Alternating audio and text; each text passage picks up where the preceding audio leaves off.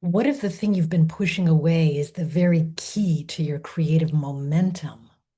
By the end of this video, you'll understand why the part of you that feels ashamed, jealous, or too much may be the very source of your most powerful performances. That's the paradox of the shadow.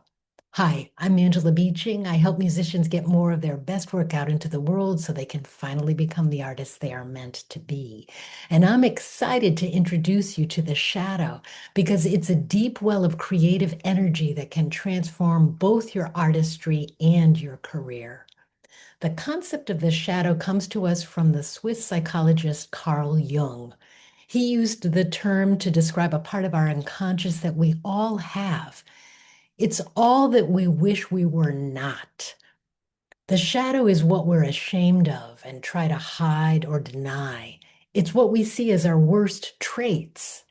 We each create our shadow unknowingly. As young children, we sense what is acceptable and what's not, and we adapt accordingly, unconsciously stuffing our unacceptable traits into the shadow. You may be judgmental, needy, angry, or jealous, lazy, selfish, or controlling. You may hate this about yourself, or you might have buried these traits so deep that you don't even realize they're there. But when you stuff all these feelings and try to deny these very human impulses, they eventually erupt. That's what's called a shadow takeover. We've all had these. It's when you lash out at someone or say something unforgivably harsh, and then you think, what was that? As if you'd been taken over by something. You have. Your shadow was in the driver's seat. Many people think of the shadow as only negative. The shadow is a lot more than that. When you learn how to work with your shadow, what you'll find is that it's a portal to your creative imagination. But your shadow parts have been denied and stuffed down for decades. And what they need most is our attention.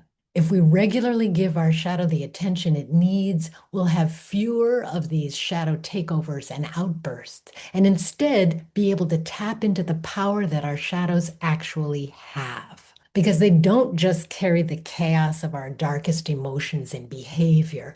They also have access to our greatest creativity and a kind of freedom of artistic imagination, associative thinking, and problem solving that we didn't know we had. So think of it this way. If you've been denying your shadow all these years, it means you've been showing up in life with just the curated, socially acceptable version of yourself that you want others to see. You've been showing up with just a fraction of who you really are.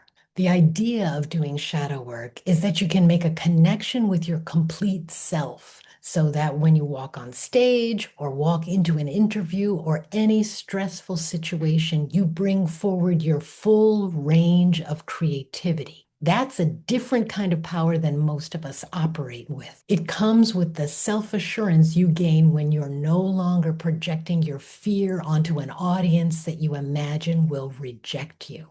Consider all the feelings of imposter syndrome, of perfectionism, and second guessing, along with any of the other symptoms that your fear generates. And just imagine walking out on stage without all that, because at last you are whole and connected.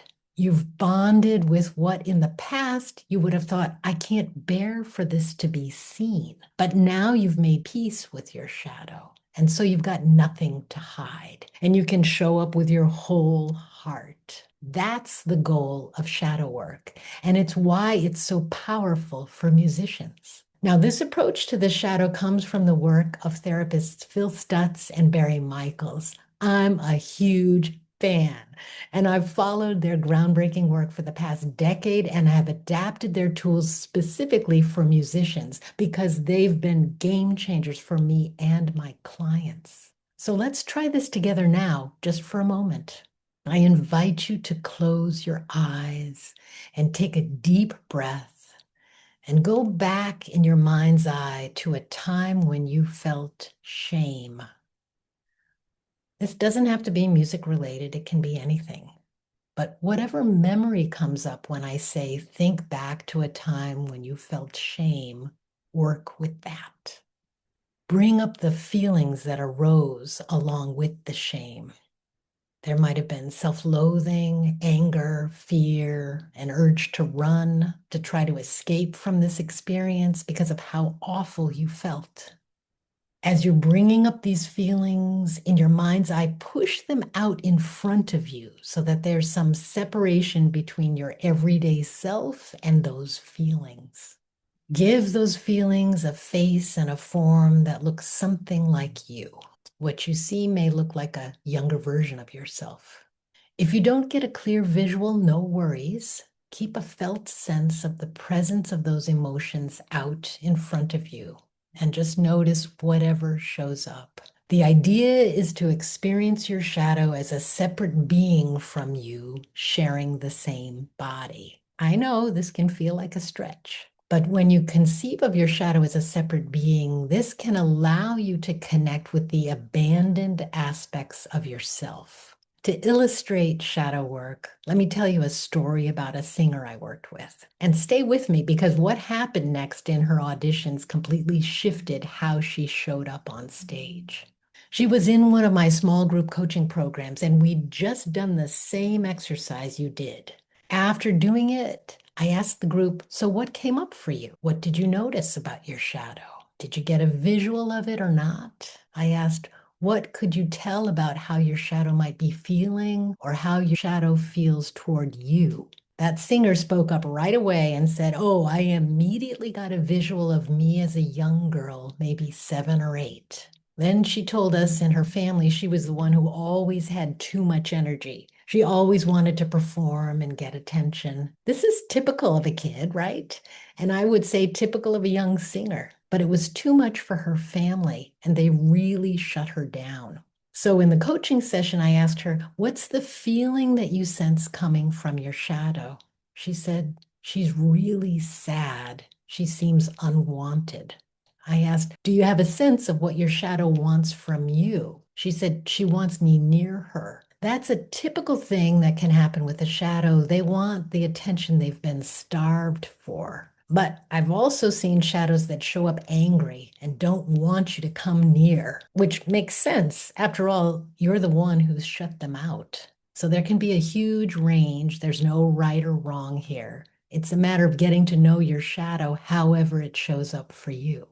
Now, this singer originally came to me because she wanted to get more performance opportunities. She also wanted to upgrade her promo materials and her website, and we did all of that. But in the course of our work, she told me she wasn't happy with how she was working in the practice room, and she wasn't satisfied with how her auditions had been going lately. So when we did this little bit of shadow work, I said, that shadow, that part of your unconscious is what you need to bring into your auditions.